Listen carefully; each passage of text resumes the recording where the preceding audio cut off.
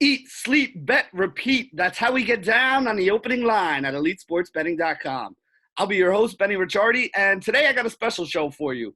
Our man Russell Clay was supposed to come on, but he's a little bit MIA at the moment. So, you know what? It's football. I called an audible, and I got my old buddy, Jake Ciely, to come on and talk a little bit of NFL football, some of these odds, some of these bettings, a little bit of NFL draft action. So what's going on, bro? I'm doing good. I don't know, dude. Do you even watch the games? I don't know if I can trust you. Yeah, well, right now ain't nobody watching any games, so that's why we're talking a little bit of NFL draft action. I actually said the one thing the coronavirus stole from us is, I had all these bets on who was going to be the first guy to fall off the boat and into the Yeah. at the Bellagio. I mean, I guess I'm going to get my money back on him now. I don't know. I will have to see how that works out at this point. No, that's what when the first one came, it was just straight up, does somebody end up in the water? And it didn't say like how, it just said, did they end up? I was like, this is the easiest bet ever. Yep. And then it's like, oh, got to cancel that one. Yeah, whether they fall off the boat or whether somebody just jumps in with their suit on for the hell of it. I mean, one way or another. Somebody was going to.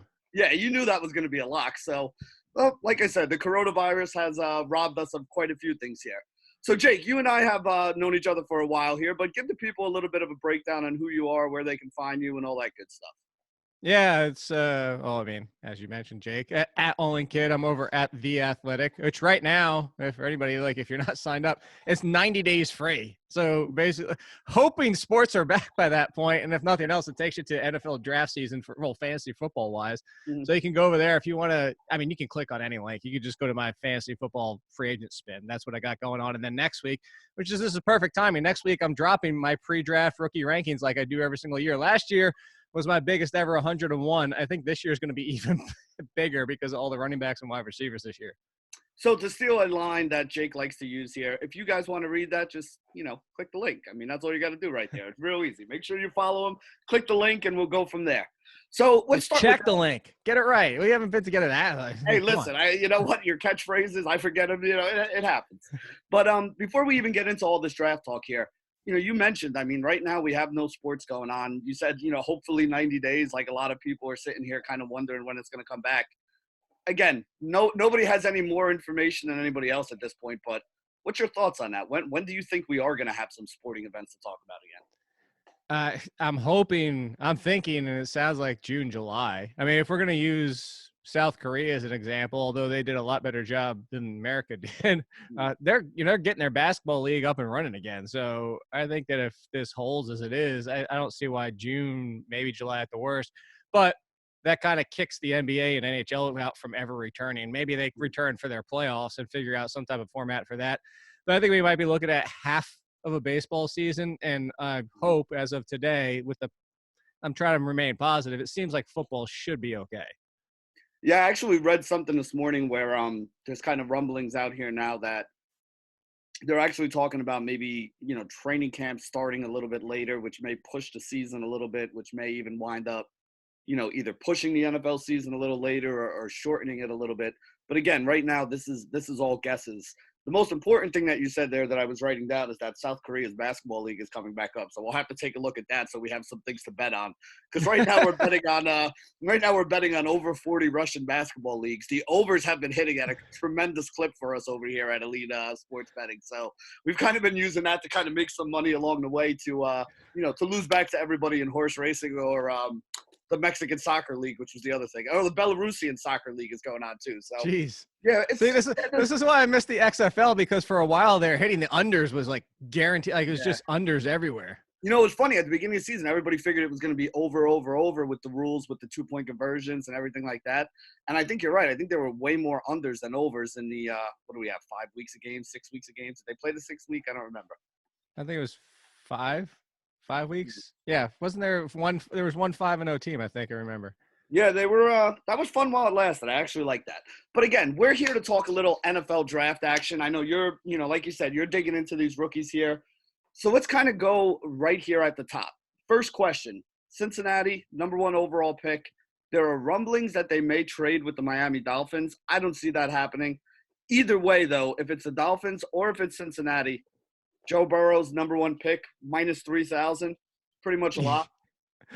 Pretty much a lock, and I think that's why it is minus 3,000. Obviously, nobody's laying down that kind of money to take that kind of risk unless you're, back like the Ronda Rousey days where they just kept betting on her. But yeah, that's Joe Burrow's a lock. Look, there's a lot of concerns that you can throw out with Joe Burrow for being 1 year that you saw in college. I mean, it was an exponential leap from his Mhm. previous season to his final season. So I mean, those you can throw out those, and you can throw out a few negatives, but you're kind of nitpick. If you're just basing off what we watched last year, he's the best prospect by far. Even with Tua at his best might be pushing him a little bit if he was healthy, but Burrow just lit the world on fire. He's going number one, and if he ends up being a bust, this is just what happens in the NFL world. Like sometimes these things happen. I personally feel like if anybody even trades up to that spot, it's going to be for Burrow. It wouldn't be for Tua. Maybe if Tua wasn't coming off an injury. So yeah, 100%. Yeah, we'll talk about Tua in a minute because there are a couple teams interested in trading up to that number 3 spot maybe to kind of get him. But we'll get to that in a second. Before we get there, the consensus pick for the number 2 off the board here, also at about minus 2,000, I think, or something like that, to be the first defensive player drafted. Chase Young, Ohio State, to the Washington Redskins. I wouldn't make that bet only Okay. because I mean, look, the sensible thing, 100%, the Redskins should trade out. And I know that Mhm. Chase Young is like I hate this term because we hear it every single year, generational talent. But the truth is, he really is, and kind of been that difference maker. But if you look at the Redskins and how many improvements they need, their one strong point is their defensive line. Granted, Chase Young would make it even a little better. It'd be Mhm. arguably the best in the league. But if the Redskins, and that's why I say they have to find somebody, you have to find somebody willing to trade up to number 2. Right. But depending on what happens, we know there might end up being a late push for Tua between the Dolphins, the Chargers, maybe other teams. The Redskins or the Lions are both sitting in a terrific position. The Redskins should trade out for all the help that they need to rebuild this team, especially look at wide receiver. And the fact that that's not their biggest need, it's actually their biggest strength. So I think the Redskins can't get out of that pick. They are taking Chase Young, but I do think they're going to be aggressive to try and get a trade, whether or not they get it. All right, so that's actually pretty interesting because the number for Chase Young to be the over under on where he's drafted is 2.5 there. So you're saying that there could actually be a team that would be willing to trade up and maybe take a quarterback in that number 2 spot overall. So Right. then Well, let's because you gotta throw out the Giants because right. Gettleman's not trading back because Gettleman's an idiot. Gettleman just like I mean, the perfect example of him being an idiot this last year is like, oh, we weren't prepared for somebody to be there at the pick, so we weren't even thinking that. So if Chase Young fell to number 4, I think he'd probably still go with an offensive lineman because he wasn't prepared for it. But he's not trading out. So if somebody's going to jump the Dolphins or the Dolphins are going to jump to prevent somebody from jumping them, their Mhm. options are 2 and 3. Yeah. Now both teams make sense. But if you're the Dolphins or like whoever it might be, and you go to the Lions and say, what do you want? And you go to the Redskins, you say, what do you want? And they want similar packages, and maybe it's like off by a third or fourth round pick. You're going to take number 2 just to make sure somebody doesn't really second leapfrog you after moving up to 3. So Mhm. that's why I say it's that. I mean, what's the odds on the over? What's the over on the 2.5? So let's see. Second overall pick. Chase Young is minus 305 to be the second overall pick, but let me see the player draft position. So Chase Young over 2.5 is plus 260. So you're getting some pretty nice odds on that in case Yeah, see, that happens. I might bet that. Like I said, the only thing is you have to find a willing trade partner if the Redskins are asking for too much, and this is a team that has proven to want to always ask for too Yeah, I much. mean that's definitely been the problem with their tackle situation over the last year. So Yeah, with Trent Williams, that's why I said the genius thing. You would never see it because it would be within the division. But I don't know if you saw it a few weeks ago. I said if I was playing Madden because mhm. it's like if I'm the Giants, I send Evan Ingram. Scrooge dicking around with him anymore because he can't stay on the field. Evan Ingram, the number 4 pick, to move up for the number 2 pick, and Trent Williams. And boom, there you go. And then they get Chase Young and Trent Williams. They get Evan Ingram and the number 4 pick. And maybe they have to throw in a fourth rounder or something to completely even it out. But I would do that in a heartbeat. Yeah, I mean that's that would obviously make the Giants a lot better. So that would be something good with them there. So even if somebody does leapfrog them, though, you're figuring they're probably taking a quarterback here. Yeah, So nobody's leapfrogging to 2 or 3 to take Chase Young. As much sense as it would make, but nobody's going to move up to get Chase Young. They would move up to get a quarterback. So let me ask you this though: do you still think he's the best overall defensive player? Because first, him being the first overall defensive player drafted is about minus 2,000. nobody's going to leapfrog him and take, say, what's the cornerback's name? Okuda. Yeah, like something like that. Yeah, he's Chase Young is a whole. So Chase Young could be Reggie White, Michael Strahan, like that kind of impact. Not necessarily the same type of prototypical player, like a mix between them and maybe like a JJ Watt. He's that person that you put him out there, and it's. Go back to Lawrence Taylor days. You figure out when you're making your game plan. All right, how do we limit his impact defensively, and then figure out everything else. So. Yeah, as much as it's tough to find a shutdown corner, the difference is there, and you know this, we're watching football. Shutdown corner is almost a running back lifespan. Like, you're going to be a shutdown corner for 3-4 years. Typically, maybe some of the best end up being 6, 7, 8 years, but that's so super rare. Where Young, plenty of defensive linemen, defensive ends, linebackers, off-ball linebacker, all these guys, they're more typically in that 6, 7, 8 year range to begin with. So just for the long-term prospects, it's going to be Chase Young. Yeah, and he makes your entire defense better too, because if teams are worrying about double teaming him, it's going to, leave other guys one-on-one. And also, if he's able to get that pressure and the line is able to get that pressure, you don't need superstar cornerbacks because they're only going to have to basically defend for 3 seconds there. And then, look at that point. Look at the two Giants Super Bowls. Their secondaries were decent, not amazing, but the reason why, as you just mentioned, is because that front four with the backups behind them, arguably being some starters for other teams, it was just a constant pressure that the corners didn't have to be elite shutdown options because there wasn't the time to where they would have to run around for 15 seconds. So let's move on from here, right? Let's assume Washington takes this pick. So then you mentioned Tua's name a couple times, and it looks like Tua has moved ahead of both Love and Hebert as the next guy on the list that teams are looking at the quarterback position. We could see arguably 4 quarterbacks drafted in the top, maybe first round here this year. Would you take the over or under on that one? Oh, it's first round or the first half of the first round? First round overall is what they're offering us to bet on. So let's stick to that. In the first round, do we see over? I think it's actually 4.5. Do we see over 4.5 quarterbacks drafted in the first round? When you said 4, I was hoping you would say 3.5. I feel super comfortable about 3.5. Yes. I don't feel. I would take the under. Because I think it will be 4. And actually 3 wouldn't surprise me because if you look at the situation right now with all the movement going on and all these quarterbacks, and now you still have Winston sitting out there. Cam obviously isn't going to preclude somebody from drafting long term, but it might stop somebody from drafting in the first round.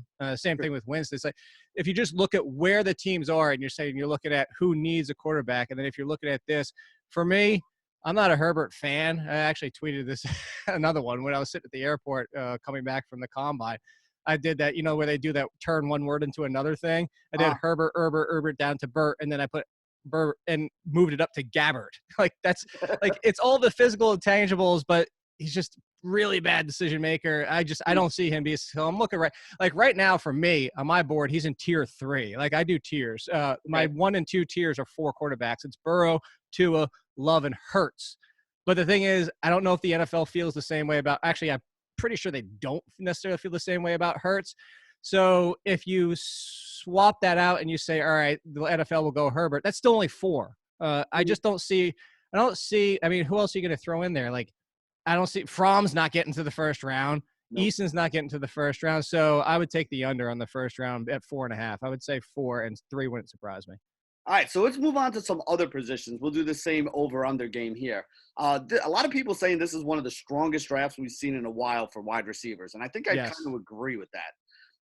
We're looking at – you tell me yes or no here on this list. CeeDee Lamb and Judy, both first-round draft picks. I would put Ruggs in that tier. That's so my tier 1 right now is Lamb, Judy, Ruggs. Okay, so he was the next one I was going to say. You have Jefferson in that tier, or you have him in the second tier 2? Okay, so now mind you, to your point. So to your point, I want to say, so this year being what it is, so you know who's there. I have Jefferson, T. Higgins, KJ Hamler, Michael Pittman in tier 2. Okay. Most years, those would be like tier 1. Like I almost want to call that tier 1.5 this year. Yeah, tier 1A this year. Yeah, exactly. Yeah. So actually that's interesting because there's a couple other names, like Rieger from TCU, Mims from Baylor, who have been 3. You have them as tier 3? Okay, because they've been mentioned and they've been in a bunch of different mock drafts. There's 100 mock drafts out here right now. So I looked at a bunch of them, trying to make sure I had all the names on the list of guys that could wind up going. So the wide receiver first round number, over 5.5. Over 5.5 is a minus 143. Under 5.5 is plus 118. So I think Lamb, Judy, Ruggs, probably Ruggs, Jefferson would be yes. locks in the first round, right? Yeah. So that's at least 4 right there. So Right. of all those other names that we mentioned here, can we get 2 more of those in the first round? I think we can. This is another bet that, and as you see how close it is, I think they kind of feel the same way. So I look at it 2 different ways. The talent. So I mentioned tier 3. Like tier 3, I have Mims, Van Jefferson, Chenault, Ayuk, Rager, Gandy Golden, and that's my tier 3. That would be tier 2 most years. Like Right. it's like they're so close to these tier 2 guys. It's just a super deep class. So on the one side of me, as an NFL mind, I'm sitting there going, why am I spending a first rounder? Like, why am I spending a second rounder? I'll wait till the third round and still get myself a Chase Claypool. Although Claypool might, it depends. Claypool, I could see going round 1. I could see Claypool going round 3 or 4. It's going to depend on who falls in love with him. But I mean, there's a lot of those guys like Lynn Bowden, Isaiah Coulter. I mean, I have him in tier 4, but there's somebody might fall in love with him. So I think I would take the over. Just because also you can look at it the side of it. Well, arguably, then you get that 5th-year option. So you don't have to worry, why wait for round 2 if you really do like somebody. So I would take the over, but I think it's more of that, what was it, like 21 in the first 3 rounds? I think that's where I start to shy away, or 23 in the first 3 rounds or something like that, because then I'm saying, like, why are you going to spend a 3rd rounder? Just wait till the 4th rounder. So I would take the over for the first rounder, but I think wide receivers might fall later than people expect. I mean, at that point, what was it, 21? I mean, at that point, you would think you're talking about almost 75% of the teams taking a wide receiver in one Right. rounds. Like it tells you a lot about where the NFL is, to be honest, too. You know, like how much people are kind of looking at, you know, the wide receiver position here. So another position that people are saying is pretty deep here in a draft is offensive lineman. To me, I think it's a little more top heavy. Yes. There are probably 4 or 5 guys that should be gone in the first 15 to 20 picks.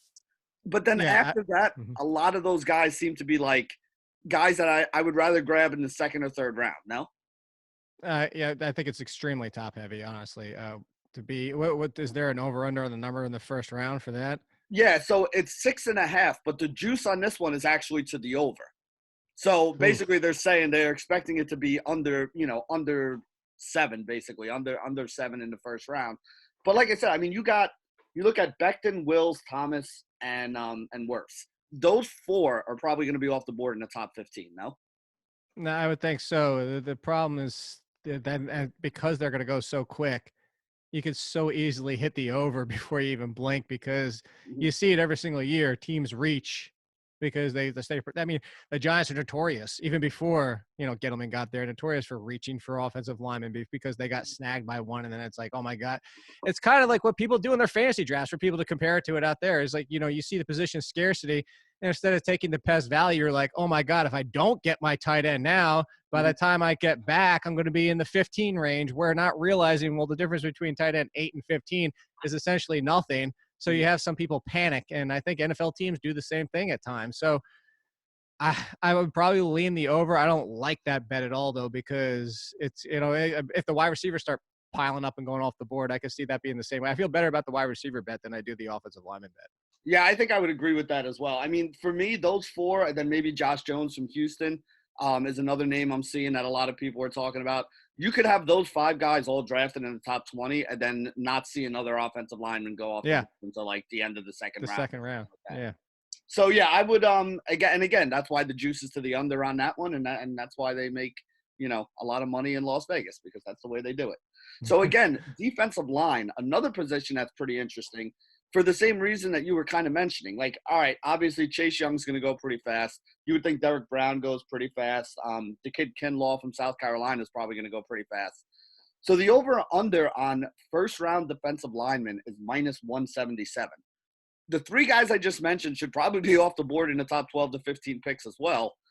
So then you start looking at, like, what's his name? Gross Matos, the kid from Penn State, Rakeem Davis from Alabama, like, the kid Blacklock from TCU.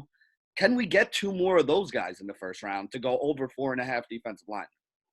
I actually think yes, if I had to pick. But see, now if you look at what we're doing so far, if we start adding all these up already, I mean, we're starting to push how Well, many you got picks there six. are. Yeah, you got six Yeah. on the over for wide receiver. We You took know the what? over on offensive linemen, four quarterbacks, and then 5 defensive linemen we would need here. So that's already half the first round. Yeah, see, I mean, this one, and because of that, I mean, we haven't even talked about secondary. We haven't even, I mean, we haven't talked about That's most of actually the the other. next question. We'll get there in a minute. Yeah. I mean, I actually don't see any tight ends going in the first round, so we can just throw that off the board. I mean, maybe somebody on commit, but to that point, this is a year that I think tight end's going to get, even if it does get drafted, it's going to be. I tweeted this. I don't know, keep like, oh, look at me tweeting stuff, but I tweeted earlier today because I was just finishing tight ends before talking. I have 0 tier 1 tight ends this year. Like I'm not going to put somebody in tier 1 because I want to have. I don't think anybody deserves to be there this year, including Komet. I know a lot of people are on him, but so he might be the only one that could sneak into the first round. So you throw that out. You get secondary. We haven't talked linebackers. I'm gonna talent-wise, I'll lean no, just because we're adding up now and Mhm. we haven't gotten to the secondary. But I personally, I'll put it this way: if I had money, I would walk. I wouldn't touch this one. I would walk away from it. So the under, which would mean 4 or less being drafted, is plus 144. They actually have the That's over. even not that good of odds. Yeah, they have the over pretty juiced up, minus 177 to get 5 of them. So I'm going to take your advice and just kind of stay away from this one. Although, man, there's going to be 3 guys off the board, maybe even in the top 10 picks. So you're basically going to be sitting there sweating out if you can get 2 more from pick 11 to pick 24. It'll be like golf. You're sweating your butt off for the I mean, last 2 days. I mean, listen, we got nothing else to do during that day. Hopefully, we get some sports back. But if not, I mean, hey, if you need a sweat, that's one that you can throw it on. But you mentioned it, so let's go over to cornerbacks right here now too.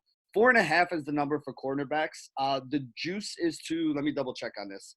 It's minus 143 to the over or to the under here. Over 4.5 is minus 143. Under 4.5 is plus 118. So do we I would get? take the under.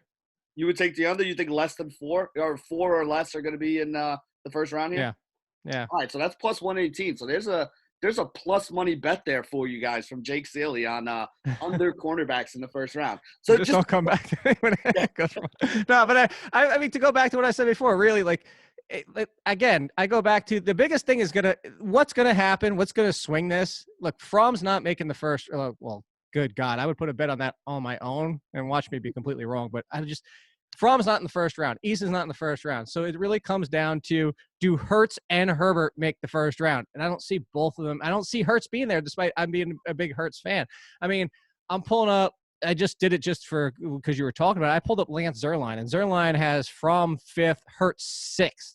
His yeah. top 4 is Burrow, tags, Tua, whatever, Love, and Eason, which surprised. Like, I think that, I think Lance Zierlein is one of the best, but I don't agree with that as Eason is being number 4. So again, it's going to really come down to Herbert or Hurts, and I don't see both of them getting to the first round. So I would definitely plus 118, absolutely. I was going to say I've actually seen him as high as 5 or 6 in some of these mock drafts right now. So that Eason or Fromm? No, Herbert, who you're talking Oh, about. okay. That's why I was like, I know you don't seem to be too high on him. There's a couple teams that may have him a little bit higher than I think a lot of people are even expecting at this point. I definitely think so. And that's the biggest thing. Like, I'm just going to go back to it. Look, I'm not 100% right, but so the Herbert comparison, and actually even from, like, this feels like the draft where I told everybody, like, do you want a draft where I was like, there's no tier 1s? It was the Locker Gabbert. And I said, Locker should concern you. He's better outside of the pocket than he is in. So what happened to Locker? I said, Herbert is just way too inaccurate, way too poor decisions across the board. This feels like a coach-up situation, and I don't want to coach. I'd rather find a way to work my offense around somebody with, like, put it this way, I keep bringing up Fromm. I'd rather figure out how to make him work in his lack of athleticism and arm strength to the NFL, because we've seen it done. I mean, he could be a Colt McCoy type. I'd rather work with that than try to teach somebody how to play quarterback who still hasn't. Herbert hasn't shown one inkling of improving since his sophomore year. Like, I don't want to teach like this. I look at what Jameis Winston's doing. Jameis Winston's still Jameis Winston. He hasn't changed. And you know what? One of the biggest things they say that transfers from college to the pros with quarterbacks is the guys that are actually accurate. If you're inaccurate in college, it's not like you're going to get more accurate at the next level when you're playing guys that are bigger, stronger, faster, and arguably better schemes that they have in there as well. So that's the thing that you really want to, to me, it's always been kind of a red flag. If a guy wasn't accurate in college, you can't expect him to come into the NFL and all of a sudden pick that up. That's not really the way it normally Well, works. you know this too because of baseball. When you see high strikeout percentages in the minors, it doesn't decrease in the Oh, yeah. majors. It usually gets significantly worse. Yeah, you step up and you start playing better competition. Your flaws are when you get to the top level, your flaws are going to be noticed and people are going to pick on them. And if that's your flaw, it's only going to be worse when you step up to the next level right there. You're not going to be able to hide it by playing against inferior players. And that's pretty much the same thing we're talking about here with the completion percentage. So let's see here. I mean, we basically talked about a lot of the stuff that we had down here. Let me throw a couple numbers at you and get your opinion on this. First wide receiver off the board. Judy is minus 110. Lamb is plus 160. Now, let me ask you this first question before we even go there. Would you assume or would you agree that it's going to be one of those two? I would. Like my tier one, like I said, I put Ruggs right there with them, but that's another one where I don't think that's the consensus. I think that actually I've seen a lot of people who want to put Mims in that conversation, which I just think is insane. But I think it's going to be one of those two. All right. So now let me ask you this question. Of those two, which one do you think comes off the board first and how team dependent is it? Because are there certain teams that would say they like one or the other? Or, do you think that it's basically you're going for the best talent and if you're putting money on it, is it Judy at minus 110 or is it Lamb at plus 160? Because I've seen mock drafts that actually have them flip-flopped in a lot of different spots to a bunch of different teams. And that's why I think it will be dependent because, in my opinion, I think Judy's success in the NFL is the big slot role, similar to like a Juju Smith-Schuster or Michael Thomas to go down those type of. So that's that's not a role that every team implements or likes to implement. So if you want the pure flanker, if you want the pure outside guy, then you go CD Lamb. So I think it's going to really depend, I think that's another one where I would steer clear of it. Because to your point, I think they're flip-flopping because it's not so much as is one going to go early because one will.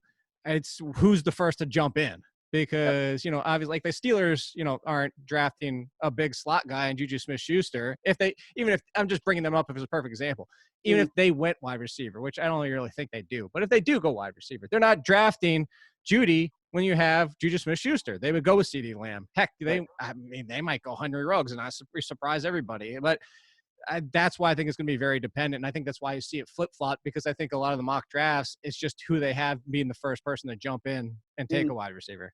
Now, I mean, to me, I think that both of these guys probably don't get past 13. You have the Oakland Raiders and the San Francisco 49ers going back-to-back right there. Two teams that I think we could definitely see one of these guys not only slotting in, but maybe even making an impact as a rookie. See, and there's a really good example. Like for that, I think the Raiders could take either one of them. But you go to the 49ers, and I don't think – I mean, if they're both there and they're the first to go, I think they take Lamb and not Judy for everything I was just saying. Like when you have Kittle, when you have Deebo Samuel, drafting somebody who fits best as a big slot doesn't really fit with what that – like you want the outside. That's what they're lacking is the big outside presence. So – but you go back to the Raiders – I think they could take either one of them. And honestly, you might even argue if they still want to try and get something out of Tyrell Williams that they go with, the fact that, hey, we'll put CeeDee Lamb outside. Sure. But maybe Judy fits a little bit better because we still think Tyrell Williams can do something.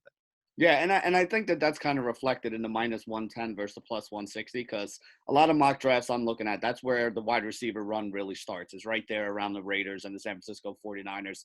Put it this way.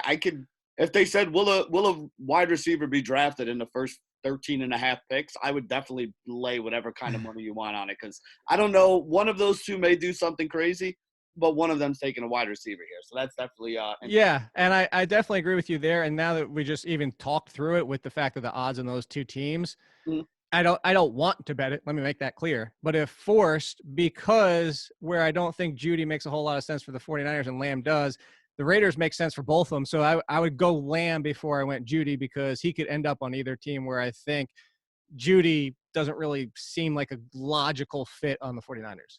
And there you go. You're getting a plus 160 on that one. So you can get a little bit of plus money on, you I know, wouldn't do it. yeah. Just to be clear. Hey, listen, we got nothing else to talk about here. We're trying to kill some airtime, Jake. Come on here. All right, so now I want to talk to you. You and I have done enough shows together where you know who my favorite team is, obviously, and I know who yours is. And you mentioned that the Giants have a plan, and no matter what happens, they're going to stick to their plan. And a lot of this plan, from what I'm seeing, revolves around them taking an offensive lineman overall at number 4, assuming Becton being that guy. I think it's plus 180 for him to be the first offensive lineman off the board. I really like that bet. Uh, it's Gettleman. So you got to think what offensive lineman makes the least sense. And so The guy from Duke, so that he can pair him together with. No, I'm trying to think of. I mean, I would almost. I kind of lean for the Giants is Wills. Okay. But it wouldn't. It's really going to come down to like look at the Giants and look at Gettleman. He believes they can turn around and be winning again next year. Well, the problem is a lot of people see Becton as more of a second year improvement versus being a rookie stand-in. So it's also going to depend on how they feel about Solder. Do they stick him out there and get another year out of him? Do they throw whoever they draft at right tackle and then move him to left the next year? So I would, but it's clear up one thing. Giants fan, I don't know if I would call myself anymore because I've boycotted them until Gettleman's gone. And unfortunately, I feel like it's going to be a while for that. So I root for the players just like I do with the Mets. I don't actually root for the Mets. I just root for the players because until the same thing, we got to get rid of the front organization part. I got to get rid of. But what's the odds on Wills? Give me a sec here. Let me look it up because I figured since we were going to talk, I wanted to talk to you about him. So first, well, while you're looking, this is what I want to bring up. Why I would be so I would take the offensive line bet for the Giants because hog mollies, and that's who he is. I don't know if I would take a specific player because I want to bring up a point while you're looking is that Andrew Thomas, and this is why, so Emery, who I think is the best scout in the game, we laugh about this all the time, is the people who do rankings in the middle of the college season and the end of college season. They also, they keep moving. Andrew Thomas, for the entire college football season until December, was the number 1 offensive lineman on the board. Everybody loved Andrew Thomas. All of a sudden, the offseason comes around, and he starts sliding back. For no reason, he just starts sliding back. This is before we got to the combine and the testing. He just starts sliding, and then Wills jumps him, and Wirfs jumps him. All of a sudden, Andrew Thomas is 4th. That's why rankings, I laugh at them, is because what did Andrew Thomas do sitting around on his couch that made you move him back 4 spots? So I say all that to say I don't ever like betting on offensive linemen on who's the better draft spot because this is another one that feels like it's who do you fall in love with. Yeah, and I really think that Vegas is kind of on board here with you. So let me give you the odds here.